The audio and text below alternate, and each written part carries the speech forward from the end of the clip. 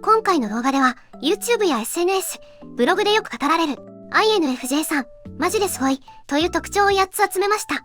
心の投資能力、親愛の金庫、無償の愛、理想の実現者、天才の発想、完璧な職人、静かな王者、そして万能の通訳。最後の静かなカリスマはちょっと鳥肌です。INFJ さん、今日は照れる準備をしておいてくださいね。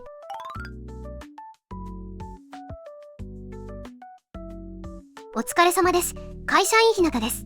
今回はインターネットでよく語られている INFJ さんのここが本当にすごいという尊敬ポイントを集めてみました。調べれば調べるほど INFJ さんって本当に愛されて尊敬されてるんだなって実感しました。今日は褒めちぎる回なのだ。 INFJ さん、照れる準備はできてるのだ。素直に喜んでいいのだ。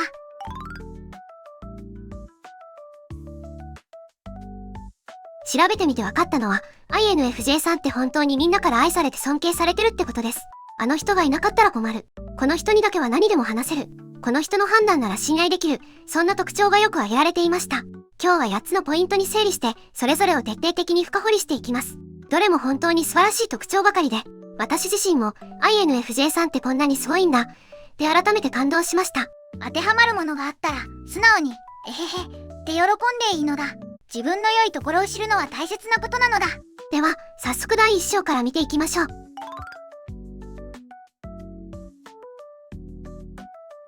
INFJ さんについて最もよく言われるのが、人の気持ちを察する能力がすごいってことです。表情のちょっとした変化や声のトーンから相手の本当の気持ちを読み取るのが本当に上手だと感心されています。エスパー、心が読めるの？って言われることも多いんじゃないでしょうか。微細なサインを読み取る観察眼。INFJ さんの観察力は本当に鋭いんです。相手の表情の筋肉のわずかな動き、声のトーンの微妙な変化、話すスピードの違い、手の動きや姿勢の変化まで、普通の人が見逃してしまうような小さなサインを敏感にキャッチします。例えば、同僚が、今日は調子いいよ。って言っても、その人の目の輝きがいつもより少し暗い。肩が少し下がっている。笑顔の持続時間がいつもより短い。そんな細かい変化から、本当は何か心配事があるんだな、って察知できるんです。言葉の裏にある真実を見抜く洞察力。INFJ さんは、相手の言葉だけでなく、その言葉の裏にある感情や意図までをも察知します。大丈夫、と言われた時でも、その表情や声のわずかな変化から、本当は大丈夫じゃないんだな。でも心配かけたくないから強がってるんだな、と見抜くことができるんです。まるで、相手の心の中を覗き見ているかのように、隠されたサインをキャッチする能力があります。これは単なる勘や直感ではなく、長年にわたって人を観察し、理解しようと努力してきた結果として身についた高度なスキルなんです。相手の立場に立つ深い共感性。ただ察知するだけじゃなくて、INFJ さんは相手の立場に立って深く理解しようとします。なぜこの人はこう感じているんだろう？どんな背景があってこの感情になったんだろう？で、相手の状況や心境を想像し、共感しようとするんです。相手の喜びや悲しみを、まるで自分のことのように感じ取る共感性の高さがあります。だから、相手が言葉にできない悩みや、まだ自分でも気づいていないような複雑な気持ちも、自然と汲み取ってくれるんですね。感情の奥にある本質を理解する力。INFJ さんは、表面的な感情だけでなく、その奥にある本質的な気持ちや願いまでを理解しようとします。例えば、誰かが怒っている時でも、この人は本当は傷ついているんだな。認めてほしいって気持ちがあるんだな。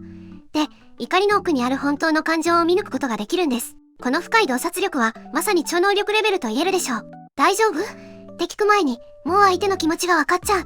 この能力、本当にすごいですよね。周りの人も、この人には隠し事ができない。って感じているはずです。心のお医者さんみたいなのだ。どうやってそんなにわかるのか、僕も知りたいのだ。まるで心の中が透けて見えるみたいなのだ。でも、INFJ さんの凄さはこれだけじゃありません。心を読む能力もすごいですが、次はその心を守る能力について、絶対的な信頼感の秘密を見ていきましょう。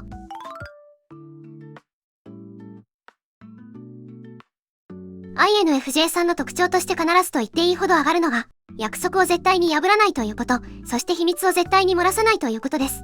この誠実さから多くの人が、この人になら何でも話せる、この人に任せておけば安心、と感じています。小さな約束も大切にする責任感。INFJ さんは、どんなに小さな約束でも軽んじることがありません。今度お茶しましょう。この本貸しますね。来週連絡します。そんな何気ない約束でも、相手との大切な約束として心に刻んで、絶対に忘れないんです。これは、INFJ さんが持つ強い倫理観と責任感から来ています。約束は、相手との信頼関係の基盤であり、それを破ることは相手を裏切ることだと深く理解しているんです。一度交わした言葉は、それがどんな内容であれ、守り抜くべきものだと考えているんです。時間を守る几帳面さ。約束の時間に関しても、INFJ さんは非常に几帳面です。待ち合わせの時間には必ず間に合うように行動し、もし遅れそうになったら事前に連絡を入れます。相手の時間を無駄にしてしまうことを心から申し訳なく思うからです。この時間に対する責任感も、相手への深い思いやりから来ています。相手も忙しい中で時間を作ってくれたんだから、その時間を大切にしたい、という気持ちがあるんです。相手の心を守る秘密保持の精神。秘密を打ち明けられた時の INFJ さんの対応は本当に素晴らしいものがあります。その重みを深く理解し、固く守り抜きます。INFJ さんにとって誰かの秘密はその人の大切な一部であり、それを軽々しく扱うことは決してありません。相手がどれだけ勇気を出してその秘密を話してくれたか、どれだけ信頼してくれているか、その気持ちを大切にするんです。たとえ親しい友人や家族であっても、他人の秘密を漏らすことは絶対にしません。信頼を築く一貫した行動。INFJ さんの信頼性は一朝一夕で築かれるものではありません。長い時間をかけて一貫した誠実な行動を積み重ねることで、周りの人々にこの人は本当に信頼できると認められているんです。嘘をつかない、約束を守る、秘密を漏らさない、相手の立場に立って考える。そんな当たり前のことを当たり前にやり続ける。その積み重ねが INFJ さんの周りに強固な信頼関係を築いているんです。相手の弱さも受け入れる包容力。INFJ さんは相手の完璧な部分だけでなく、弱さや欠点も含めて受け入れる包容力があります。誰かが失敗談や恥ずかしい話を打ち明けても、決して軽んじたり笑ったりしません。その人の勇気を認め、信頼してくれたことに感謝し、その気持ちを大切に受け止めます。この強い倫理観と誠実さ、そして深い思いやりが、人々に揺るぎない安心感を与えているんですね。この人になら何でも話せる、って思える人がいるのは本当に貴重ですよね。現代社会では、本当に信頼できる人を見つけるのって難しいですから。INFJ さんの存在は本当に貴重です。金庫よりも安全な秘密保管庫なのだ。こんなに信頼できる人、なかなかいないのだ。一度信頼されたら、その信頼を絶対に裏切らないのだ。信頼を守る能力も素晴らしいですが、次はその信頼に応えて実際に行動する能力について、INFJ さんの天使のような優しさの秘密を探っていきましょう。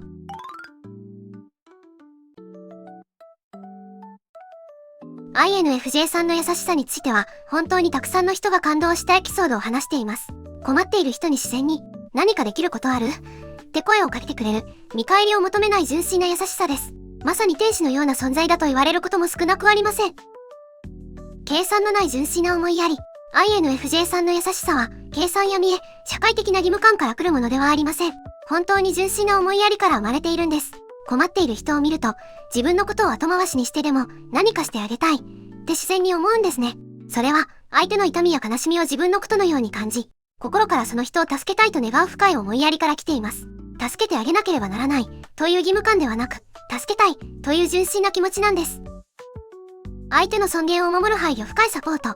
INFJ さんの優しさで特に素晴らしいのは、相手の尊厳を傷つけないように配慮しながらサポートしてくれることです。ただ手助けするだけでなく、相手が恥ずかしい思いをしたり、惨めな気持ちになったりしないよう、細心の注意を払います。例えば、経済的に困っている友人がいても、直接的にお金を渡すのではなく、一緒に食事しない？私がおごるよ、という形で、相手のプライドを傷つけないようにサポートします。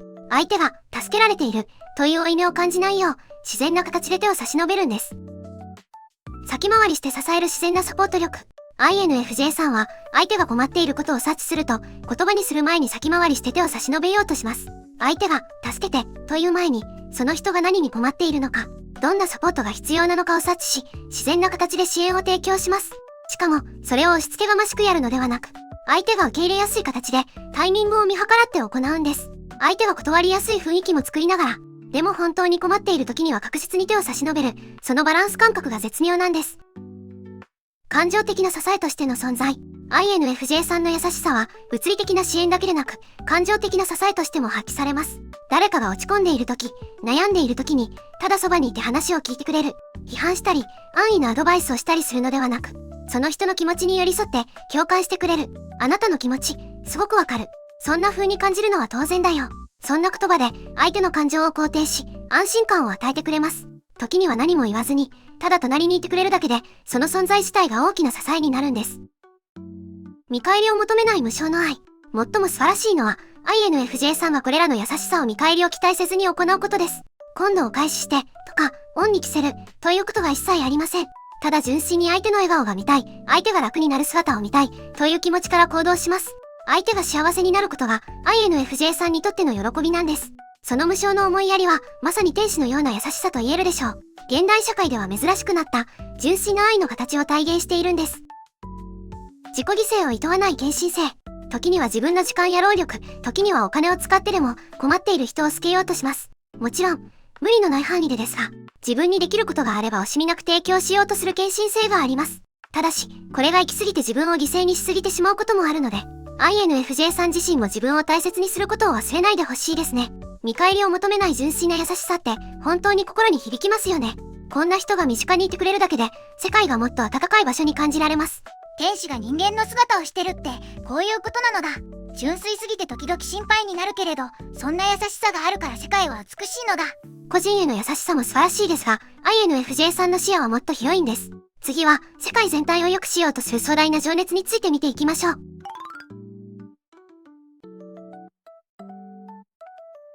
INFJ さんの理想主義的な面について、よく口だけじゃなくて実際に行動するって言われます。環境問題や社会問題に対して具体的なプランを立てて実行に移すパワーがあるんです。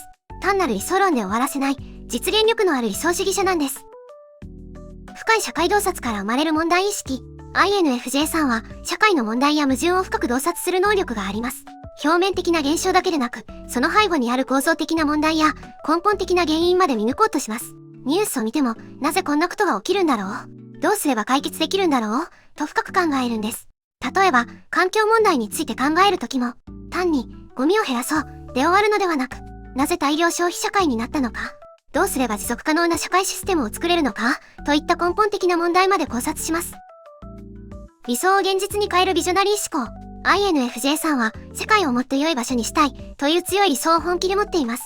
そして、それを単なる夢で終わらせないで、具体的にどうすれば実現できるかを深く考え、実際に行動に移すパワーがあるんです。理想的な未来像を明確に描き、そこに到達するためにはどんなステップが必要なのか、どんな障害があるのか、どうやって周りを巻き込むかまで、詳細な戦略を立てます。ただの無双家ではなく、現実的な実行力を持った理想主義者なんです。小さな行動から始める実践力。壮大な理想を持ちながらも、INFJ さんは小さな行動から始めることの大切さを理解しています。世界を変えるという大きな目標も、まずは自分の身の回りから、できることから始めようとします。例えば、環境問題に関心があれば、まず自分の生活を見直し、無駄を減らし、リサイクルを徹底する。そして、家族や友人にもその重要性を伝え、職場でも環境に配慮した提案をする。小さな変化が積み重なって大きな変化につながることを信じて、地道に行動を続けます。周囲を巻き込む情熱と推進力。INFJ さんの素晴らしいところは、一人で黙々と努力するだけでなく、その情熱で周囲の人々を巻き込み、共感を生み出し、協力体制を築き上げることです。自分の理想を押し付けるのではなく、相手の価値観や立場を理解した上で、共通の目標を見つけて一緒に取り組もうとします。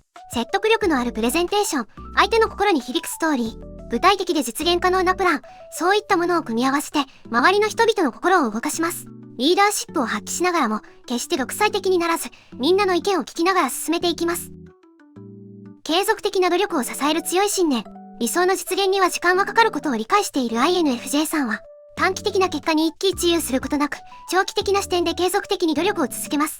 挫折や困難があっても、これは世界のため、未来のため、という強い信念が支えになって、諦めずに取り組み続けるんです。時には批判や反対意見に直面することもありますが、それらも建設的に受け止め、より良いアプローチを模索します。頑固になるのではなく、柔軟性を保ちながら、核となる理想は決して手放しません。他者の成長を促すメンター的存在。INFJ さんは自分だけが頑張るのではなく、周りの人々の成長も促そうとします。理想の実現には多くの人の協力が必要だと理解しているからです。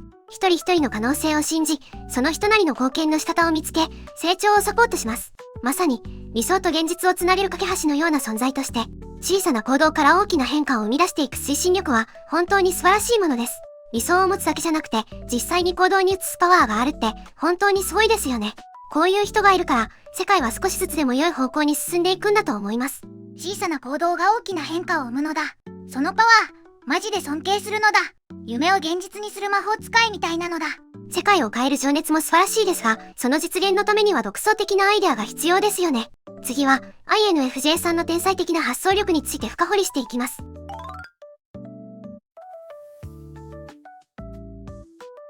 INFJ さんのクリエイティブな発想力については、どこからそんなアイデアが出てくるのってよく驚かれています。既存の方法にとらわれない、全く新しいアプローチを考えるのが得意です。会議でも、プライベートでも、いつも、そんな発想があったか、って周りを驚かせています。常識の枠を超える独創的な思考。INFJ さんは、既存の枠にとらわれない独創的な発想ができるんです。みんなが、こうするのが普通、これまでずっとこうやってきた、と思っていることに対して、でも、本当にそうかな？もっと良いやり方があるはず。で、根本から問い直します。固定観念や先入観に縛られることなく、ゼロベースで物事を考える能力があるんです。当たり前、とされていることにも疑問を持ち、なぜ？どうして？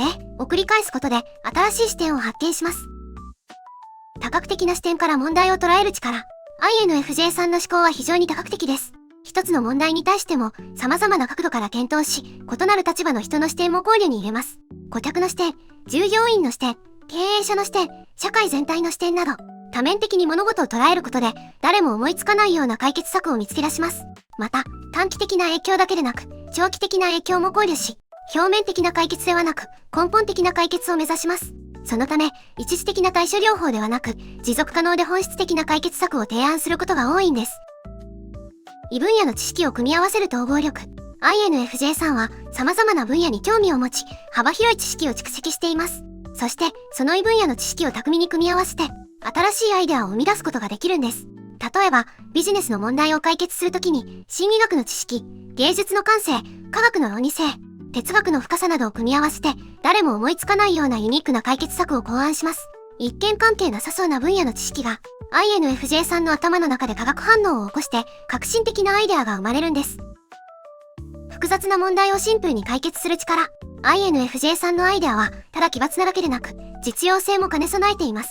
複雑で難しそうに見える問題を、シンプルでわかりやすい方法で解決する力があるんです。本質を見抜く洞察力があるからこそ、複雑に見える問題の核心をつかみ、それをシンプルに解決する方法を見つけられるんです。まるでパズルのピースを新しい形で組み合わせるように、一見バラバラに見える要素を結びつけ、誰もが納得するような独創的な解決策を導き出します。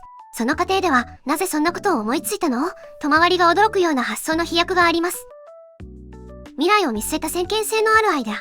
INFJ さんのアイデアには、未来を見据えた先見性があります。現在の問題を解決するだけでなく、将来起こり得る問題も予測し、それも含めて解決できるような包括的なアイデアを提案します。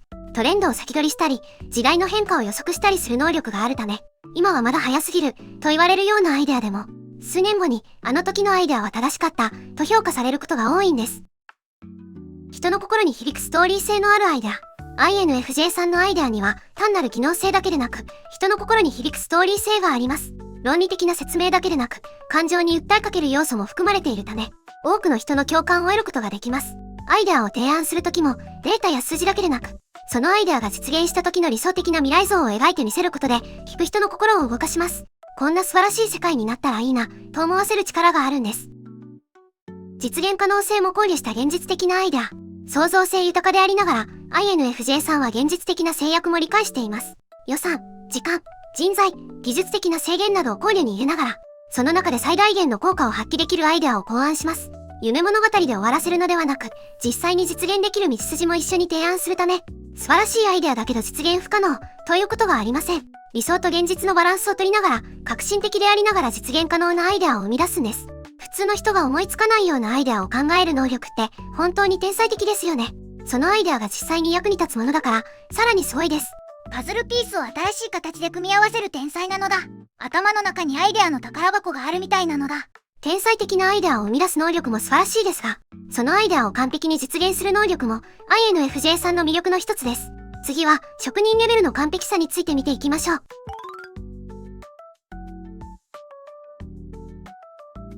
INFJ さんの仕事の丁寧さについては、よくそこまで気づけるねってレベルの配慮がよく話題になります。他の人が見落としがちなポイントを必ずチェックする完璧主義です。その仕事ぶりはまさに職人さんレベルの精密さと言えるでしょう。微細な詳細まで見逃さない観察眼。INFJ さんはプロジェクトや作業において他の人が見落としがちな細かい部分まで丁寧にチェックします。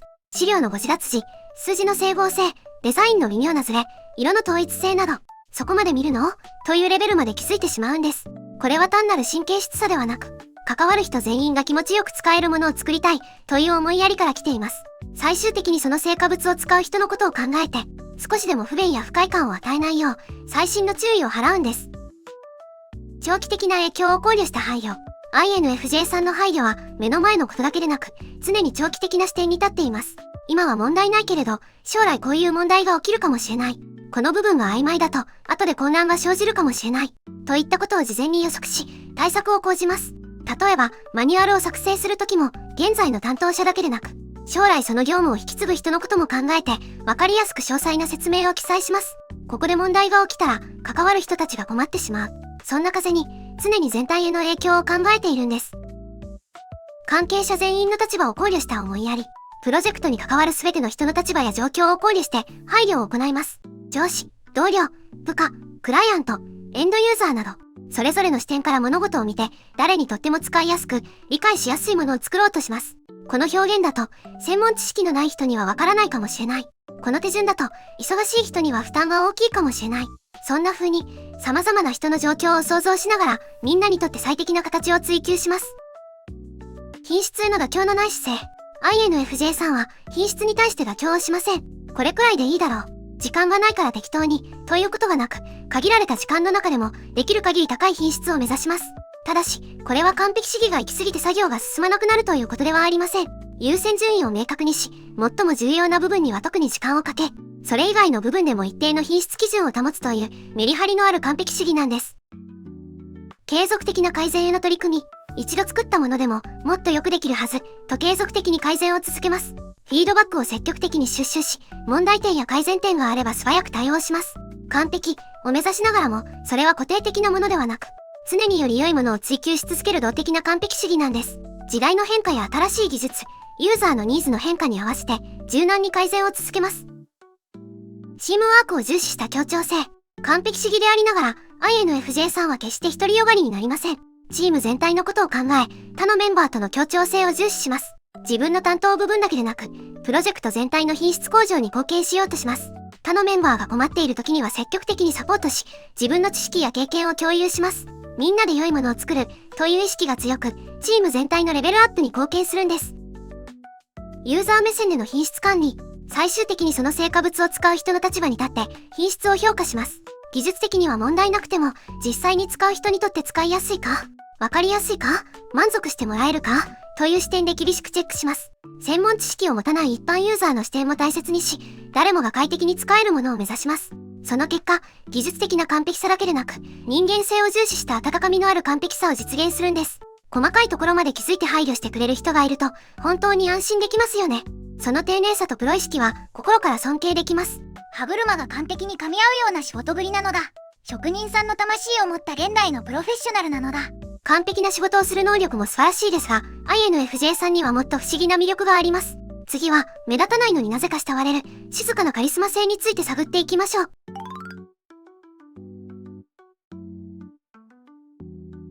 INFJ さんの静かなリーダーシップについては、派手じゃないのになぜか信頼されるってよく言われます。困った時にあの人に相談しようと思われる存在です。声を大にして自己主張することもないのに、自然とみんなが集まってくる不思議な魅力があります。静かな存在感が放つ信頼のオーラ。INFJ さんは決して派手に自分をアピールしたり、強引に物事を進めたりすることはありません。むしろ控えめで、後ろに下がっていることも多いです。それなのに、その落ち着いた存在感と的確な判断力、そして人々への深い理解によって、自然と周りの人が、この人になら任せられる、この人についていきたい、と感じるんです。その存在感は、威圧的なものではなく、包容力のある温かいものです。まるで静かな光のオーラに包まれているような、安心感を与える雰囲気があります。一緒にいるだけで心が落ち着く、そんな特別な存在感を持っているんです。的確な判断力による信頼の蓄積。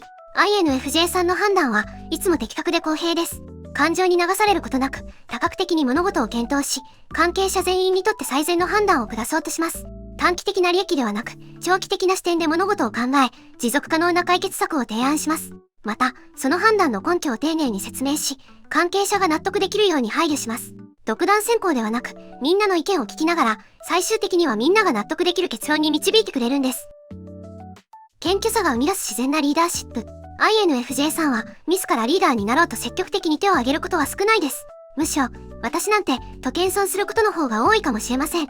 しかし、その謙虚さこそが、周りの人に安心感を与え、自然なリーダーシップを発揮することにつながっているんです。権力欲や名誉欲からではなく、純粋に、みんなのために何かしたい、より良い結果を出したい、という気持ちから行動するため、周りの人も素直についてこようと思うんです。強引じゃないのに、気づいたらみんなが頼りにしている、そんな不思議な魅力があります。人を責めない包容力のあるリーダーシップ。INFJ さんがリーダーシップを発揮するとき、決して人を責めたり、上から目線で指示したりすることがありません。ミスが起きた時も、なぜそうなったのかを冷静に分析し、再発防止策を考えることに集中します。個人を責めるのではなく、システムや環境の改善に目を向け、みんなが働きやすい環境を作ろうとします。相手の立場に立って理解し、優しく導いてくれるリーダーシップスタイルなんです。チーム全体の調和を重視する調整力。INFJ さんは、チーム内の人間関係や雰囲気にも細心の注意を払います。メンバー間の対立や不和があれば、それを早期に察知し、適切に対処しようとします。みんなが気持ちよく協力できる環境を作ることを重視します。異なる意見や価値観を持つメンバーがいても、それぞれの良さを認め、うまく調和させる能力があります。対立を避けるのではなく、建設的な議論を促し、最終的にはより良い結論に導いてくれるんです。メンバーの成長を支援する育成力。INFJ さんは自分だけが優秀でいることを求めません。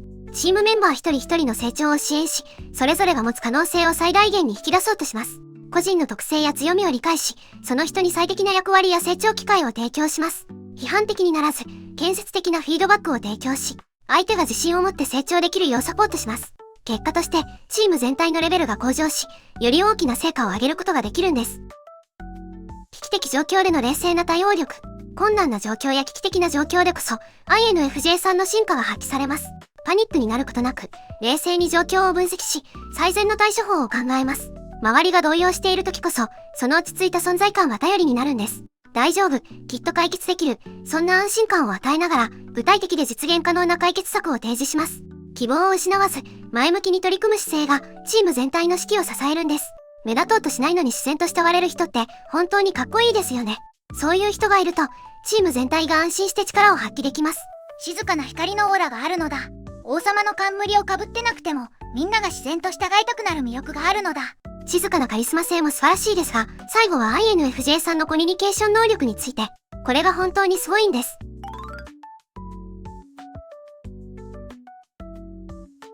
INFJ さんのコミュニケーション能力については、誰と話しても相手に合わせられる、ってよく感心されています。年代や立場が違う人とも、すぐに信頼関係を築けるんです。まるで万能の通訳のように、どんな相手ともスムーズに意思疎通ができる能力があります。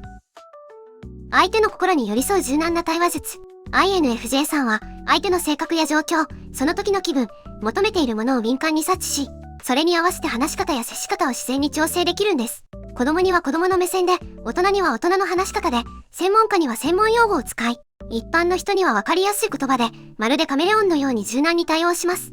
相手が何を話したいのか、どう受け止めてほしいのか、どんな反応を期待しているのかを瞬時に理解し、最適なコミュニケーションを心がけます。相手が話しやすい雰囲気を作り、安心して本音を語れる環境を提供するんです。相手の価値観を尊重する包容力。INFJ さんは自分とは異なる価値観や考え方を持つ人に対しても決して否定的になりません。なぜその人はそう考えるのか、どんな背景があってその価値観を持つようになったのかを理解しようとします。批判や説教をするのではなく、相手の立場に立って物事を考え、その人なりの正しさを認めようとします。結果として、相手は、この人は自分を理解してくれる。この人の前では素直でいられる、と感じるんです。世代を超えた対話力。INFJ さんは、年齢に関係なく、様々な世代の人とうまくコミュニケーションを取ることができます。子供と話すときは、その子の興味や関心に合わせて話題を選び、子供の目線まで下がって対話します。年上の方と話すときは、敬意を払いながらも、適度な距離感を保って自然な会話を楽しみます。それぞれの世代が持つ特有の価値観や経験を理解し、共通の話題を見つけて盛り上がることができます。世代間のギャップを埋める架け橋のような役割を果たすことも多いんです。職場での円滑な人間関係構築力。職場においても、INFJ さんのコミュニケーション能力は際立っています。上司、同僚、部下、クライアントなど、立場の異なる様々な人と良好な関係を築きます。それぞれの立場や責任を理解し、適切な距離感とコミュニケーションスタイルで接します。会議では、発言しにくそうな人がいれば自然に話を振り、対立が起きそうな時は上手に調整役を務めます。みんなが参加しやすい雰囲気を作り、建設的な議論ができるよう配慮するんです。感情を汲み取る共感的傾聴力。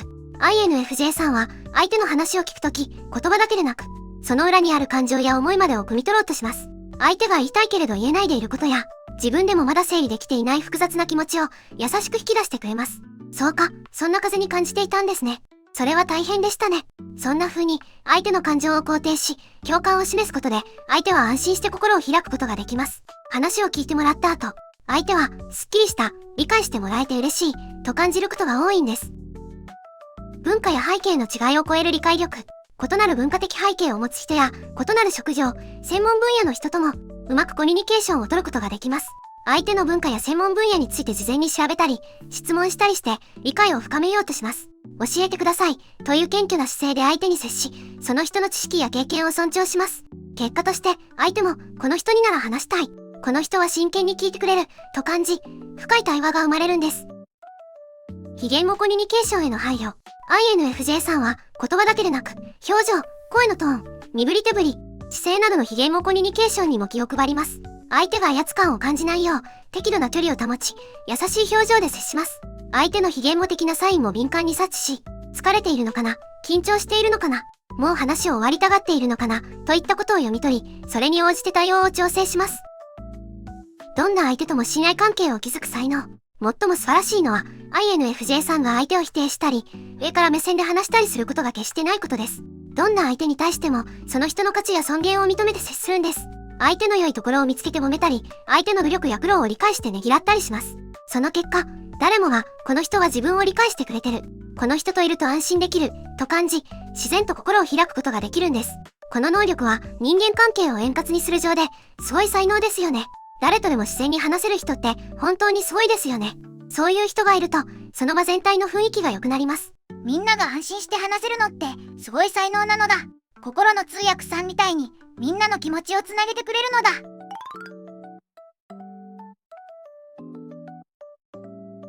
今日の8つのポイント、いかがでしたか？ 1. 心の透視能力、超能力レベルの察知能力。2. 親愛の金庫、絶対的な信頼感。3.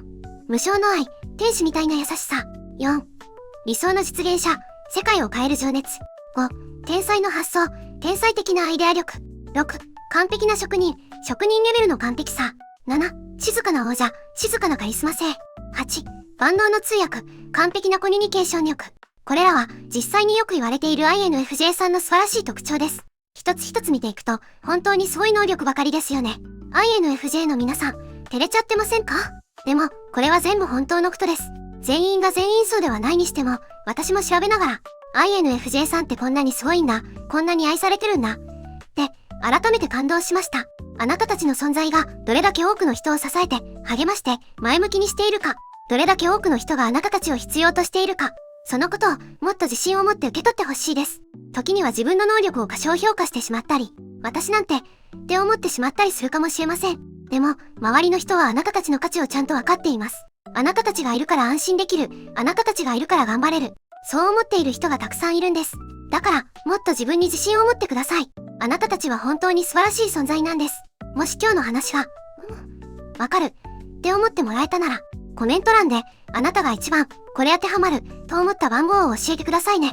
そして、こんな風に思われてるなんて知らなかった、とか、嬉しくて泣きそう、とか、素直な気持ちも聞かせてください。周りに INFJ さんがいる方も、まさにあの人だ。こんなエピソードがある。っていう具体的な話があれば、ぜひ教えてくださいね。きっと INFJ の皆さんも、そんな風に思ってもらえてたんだ。って嬉しく思うはずです。この動画が役に立ったと感じていただけたら、高評価もポチッと押していただけると嬉しいです。INFJ さんの素晴らしさを、もっと多くの人に知ってもらいたいですから。INFJ さん、本当にすごいのだ。もっと自信を持っていいのだ。みんなが INFJ さんのこと大好きなのだ。今日も最後まで見てくださってありがとうございました。今日は褒めちぎったのだ。INFJ さんの魅力、みんなに伝わったかな？ INFJ さんは世界の宝物なのだ。